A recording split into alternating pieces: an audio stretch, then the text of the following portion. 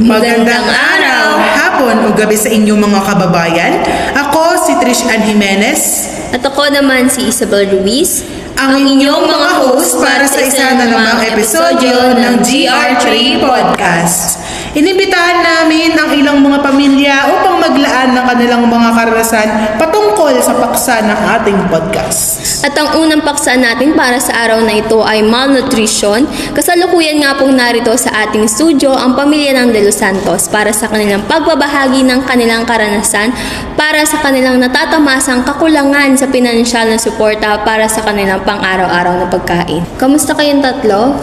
Mabuti naman po. Wala na kayong mga magulang, tama? Opo. So, ang panganay ay si Doreen at ang bunso ay si Jessie May, tama po ba? Opo. So, kamusta naman ang pagiging isang panganay, Noreen? Mahirap po dahil ako na lang po yung nagtatrabaho para po sa pag-aaral po ng bunso namin at ng kapatid ko po na si Julie. E di halos ilang beses din ho kayo kumakain sa isang araw? Madalas po isa o dalawang beses lang dahil wala po kami pambili ng pagkain. Saan kayo kumukuha ng pambili o panggastos niyo sa pang-araw-araw? Sa maliit po na kinikita ni Ate Noreen sa pagtatrabaho niya po bilang working student at pagkukuha po ng scholarship ni Ate Jeline. Nakabahagi ka pala ng scholarship, Jenny. Okay, maigi rin pala na may scholarship at dalawa yung sumusuporta naman pala kay Jessie May. Yung ate niya is nagtatrabaho and then yung isa niyang ate ay kasali sa scholarship. Malaking tulong din pala sa kanila yon. Mabuti naman at napag-isipan din, nakakatulong talaga ang ating gobyerno. Nakakain ba kayo ng tama sa oras at maayos naman ba yung pagkain niyo? Kamusta yung pagkain niyo? Paminsan lang po kasi nga po wala po kaming pambili ng pagkain and kailangan po namin na magtiis sa gutom. Eh dahil dyan, ano yung mga kinakain niyo? Madalas po ay dalatan lang at kung ano yung kaya lang bili ng pera namin, kagaya po ng itlog, sardinas at tuyo. Minsan po tinapay lang kasi wala po kami bigas na isasayang at ulam. Okay na yun sa inyo? Sapat na ba yun?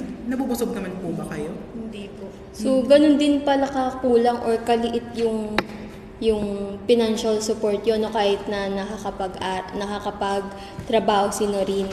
So, balita ko, si Noreen daw ay tumigil ng pag-aaral, tama ba? Opo. So, bakit? Dahil na rin po sa kulang pinansyal at wala pong magpapaaral, kaya po mas ginusto ko nilang huminto para pag-aralin ang dalawa kong kapatid na sina Jessie at Julie. Pati na rin sa panggastos namin sa pang-araw-araw, kaya nagpakananay ako para sa kanila at sinalang-alang ang pag-aaral at nagtrabaho na lang. Ganun pala talaga kapag kapanganay ka, no, nasa iyo talaga yung responsibilidad, lalo na kapag ulila na kayo sa magulang, pasensya na kung nasabi ko yun.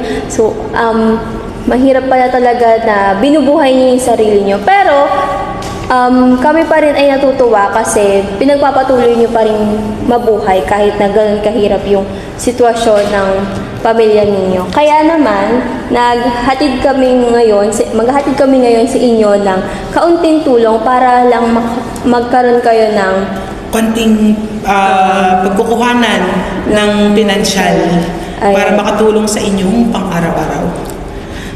Anong nararamdaman mo ngayon, Jessie May?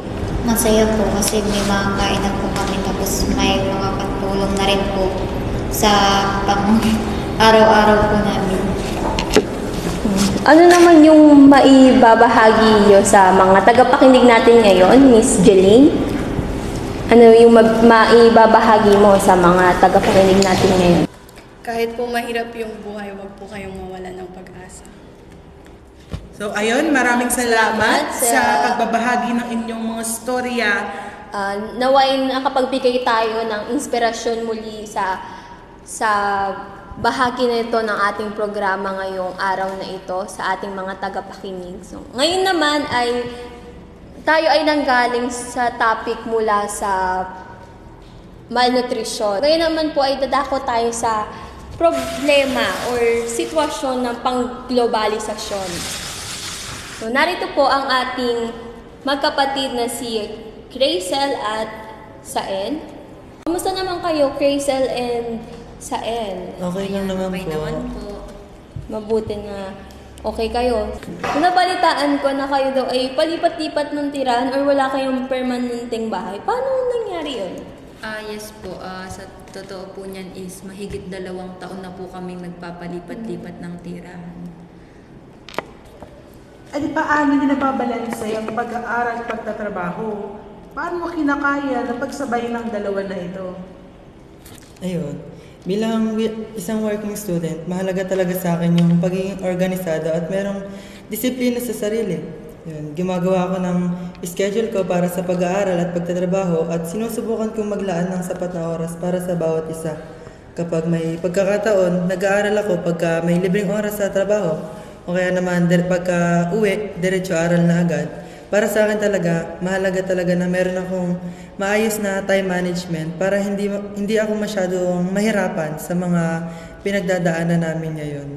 Maganda rin yung strategiya na nagagawa mo na pagsasabay mo yung pag-aaral tsaka yung pagtatrabaho. So, marami kasing mga kaso ng ganyan ngayon sa lipunan natin na nag-aaral, nagtatrabaho. Kasi mahirap din talaga na mag-aral, lalo na yung mga kurso na kinukuha ng ibang mga estudyante. At din yung dalawa, meron din tayo ngayong kasama dito or guest tayo dito ngayong araw na isang working student din. So, paano kaya niya na siya nakaka-survive sa pamumuhay niya sa pang-araw-araw? So, hello Mona Lisa, kamusta ka? Gandang hapon po. Ikaw daw ay Isang working student. Yes. Okay. Saan ka nakatira ngayon? Nakatira ako ngayon sa tiyahin ko kasi mas malapit yung tiyahin ko sa school namin. Kaya mas pinili kong tumira doon. Bilang isang working student, paano mo na pagkakasya ang sweldo mo sa pang-araw-araw na gastusin sa bahay at sa inyong paaralan? Bilang isang working student ay hindi madali sa akin sa pang-araw-araw na gawain sa pamumuhay. Lalo na ngayon, nakikitara ako sa mga tita ko. Talagang hindi madali sa akin kasi nagtatrabaho ako, nag-aaral ako, tapos siyempre nakakaya namang tumitira ako sa bahay ng tita ko nang hindi gumagawa ng gawaing bahay. Mahirap din talaga yung nakikitira ka sa mga sa ibang bahay kasi syempre hindi mo yung bahay, limitado yung kilos mo, may nahiya kang kumilos na hindi ka minsan komportable kahit pa sa pinakapamilya natin sila. Mona Lisa, isa kang working student, di ba? Opo. Ano ang trabaho ng iyong pamilya? Bakit parang sabi mo sa sarili mo na magtatrabaho ako kahit na isa akong estudyante? Ay, alam niyo po kasi Miss Trish, ano po kasi, ako yung pinakabunso sa aming magkakapatid. Tatay ko po ay isang jeepney driver at ang nanay ko naman po ay isang labandera. Alam niyo naman po na sa panahon ngayon, halos kakaunti na lang po yung kinikita ng pamilya ko. Kaya po, gustong-gusto ko po makapagtapos ng pag-aaral. Kaya po, porsigido akong magtrabaho at makitira sa kamag-anak ko para mapatapos ko po ang aking sarili. So, di ba, kung napanood mo na yung balita is, di ba, tumaas na yung presyo ng mga gasolina, ng ating mga bilihin. Paano naapektuhan yun? Naapektuhan ba yung trabaho ba ng tatay mo? Di ba, isa siyang jeepney driver? Opo. Sobrang nakaka-apekto po lalo na po sa aming pamilya po. Dahil tatay ko na lang po halos ang kumikita sa amin kasi paminsan naman po yung kinikita ko ay hindi sapat sa akin. Hindi na din po ako makapagbigay sa kanila. Kaya po sa pamumuhay po namin ay sobrang laking apekto po ang pagtaas ng gasolina para sa amin. Hindi kahit din sa mga bilihin, ano? Opo. Kasi yung nanay ko po ang namamalengke, tapos ang nanay ko hindi naman po araw-araw nakakakuha ng kliyente sa paglalaba po. Kaya po nagkakaroon po ng